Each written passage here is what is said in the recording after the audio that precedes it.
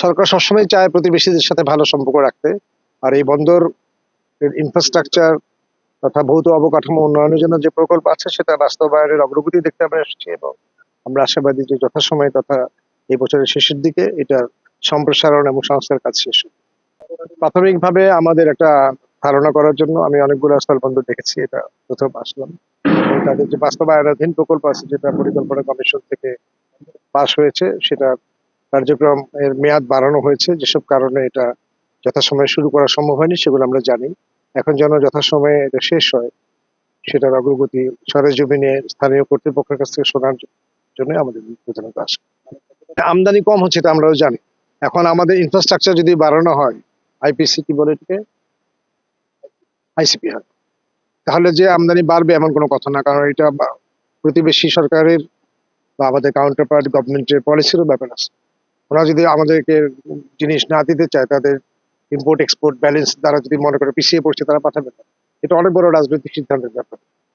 আর আমরা প্রস্তুত আছি যে আমাদের বন্দরের সক্ষমতা সর্বোচ্চ পর্যায়ে নিয়ে যাওয়ার জন্য। যার সক্ষমতা 20 বছর আগে যা ছিল এখন তার চেয়ে বেড়েছে। আমরা চিন্তা করছি যে আগামী 30 বছর পরে এটা কি হবে।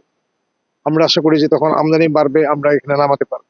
এখন যেমন আমরা পাঠাতে পারছি, নামাতেও পারবো। সেই সক্ষমতা বৃদ্ধির জন্য আমাদের অব্যবহৃত বিপুল পরিমাণ জায়গা আছে, সেগুলো ফেজ বাই ফেজ পর্যায়ক্রমে সেখানে ইনফ্রাস্ট্রাকচার গড়ে তুলে আমাদের সক্ষমতা বৃদ্ধি আমাদের প্রস্তাবে আছে। এবং আমরা ওনাদেরকে বলেছি কর্তৃপক্ষকে যে আপনারা দরকার হলে আরো সময় নেন, আরো টাকা চান, যাতে এটা সক্ষমতা বৃদ্ধি পায়। তাতে স্থানীয় জনগণের যেমন উপকার হবে, দেশের অর্থনৈতিক অগ্রগতিতে উন্নয়নে এই বন্দর অবদান রাখতে পারবে, এটা আমরা এখন আশা করি।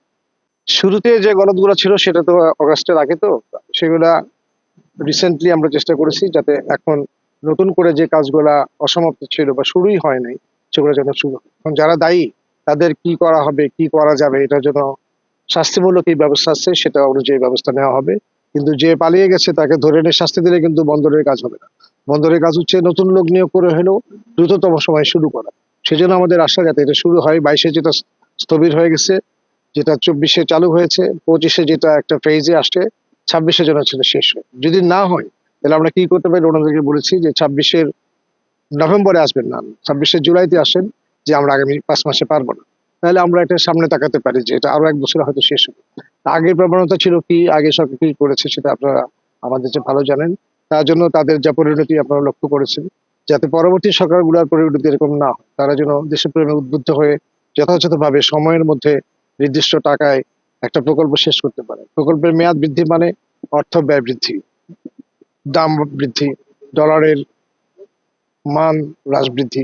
তো আমরা আশা করি যে ওনাদের যদি বর্তমান চলমান প্রকল্পের মেয়াদ যদি বৃদ্ধি করতে হয়, তারা জুলাই মাসে আমাদের কাছে আসবে। আমরা দেখে শুনে চেষ্টা করব যাতে দ্রুততম সময়ের মধ্যে এই প্রকল্পের সক্ষমতা 10 গুণ না হোক, অন্তত দ্বিগুণ বৃদ্ধি পায়।